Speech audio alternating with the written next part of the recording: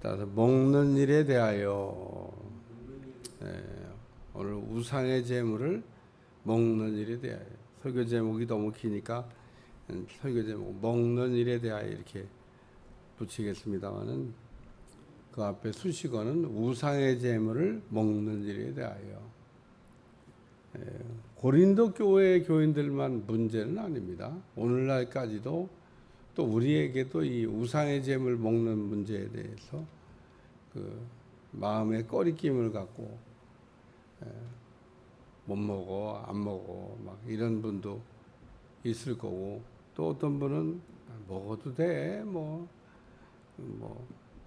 먹는 게 우리를 더럽게 하는 건 아닌데, 뭐 그러고 편안하게 먹는 사람도 있습니다. 그 먹는 일에 대하여 내일 한 번 더 그 자유에 대한 이야기를 이렇게 통해서 뭐 결론을 내겠습니다만은, 오늘 본문에도 보면 그 7절에 그러나 이 지식은 모든 사람에게 있는 것이 아니므로 어떤 이들은 지금까지 우상에 대한 습관이 있어 우상의 제물로 알고 먹는 거로 그들이 양심이 약해지고 더러워지느니라. 그러면서 그 하나님이 한 분이시다라고 하는 이 지식에 대해서 모든 사람이 다 알고 있는 것은 아니다, 그런 얘기입니다. 오늘날까지도 하나님이 어떤 분인가에 대해서 알고 믿음 생활하는 사람도 있지만 모르고 믿음 생활하는 사람도 많습니다. 교회 생활을 오래 했다고 해서 예수님이 어떤 분인지를 아는 거냐? 저는 그렇게 생각 안 합니다. 왜냐하면 신앙생활을 오래 했는데도 보면 이상한 행동을 하는 거 보면 그 하나님을 모르는 거죠. 우리가 하나님을 그 제대로 알고 제대로 믿는다 그러면은 그렇게 살 수가 없어요. 왜냐하면 하나님을 우리가 바로 알고 바로 믿게 되면 그 하나님을 아는 것만큼 우리의 삶의 변화가 일어납니다.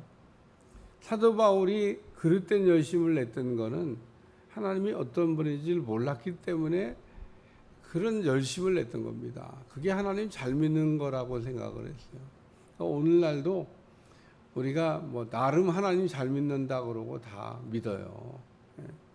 다 믿음 생활하는 사람들이 나만큼만 예수님 믿으라고 그래봐. 그리고 자기가 가장 앞서가는 줄로 생각을 하고, 그런 걸 우리가 뭐라냐, 우물 안에 깨구리라.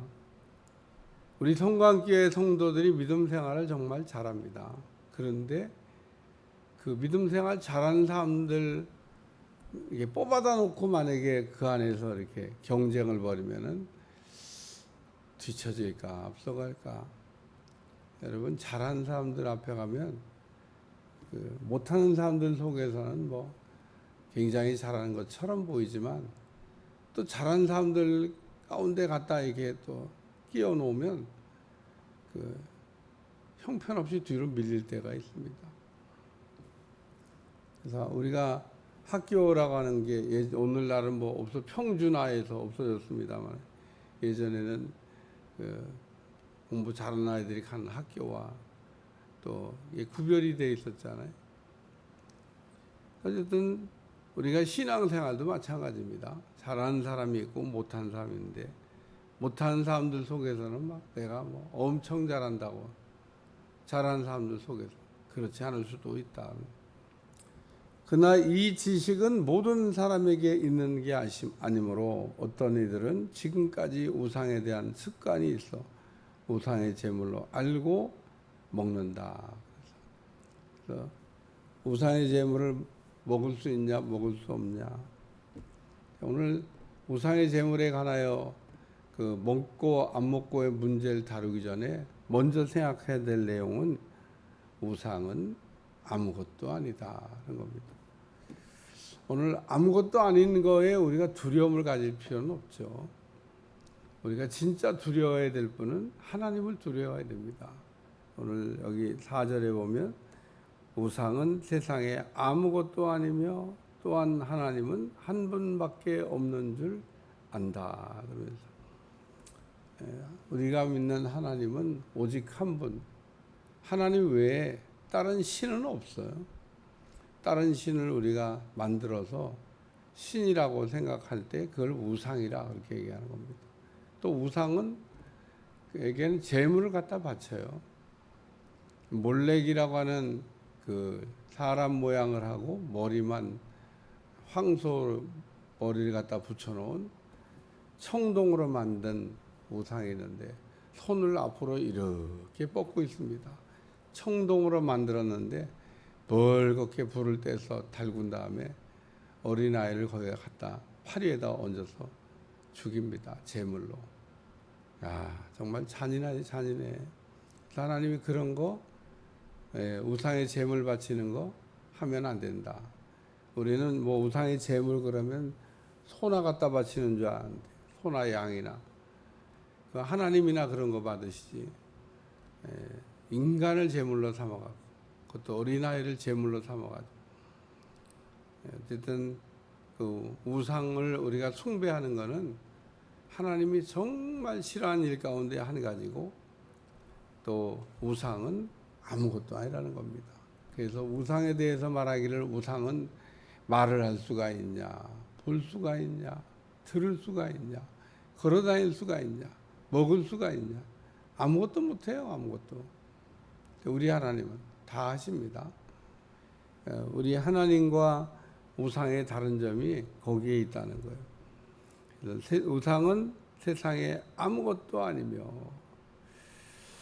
그래서 오늘 우상이 아무것도 아닌 거를 가지고 우리가 거기에 매이면 안 된다.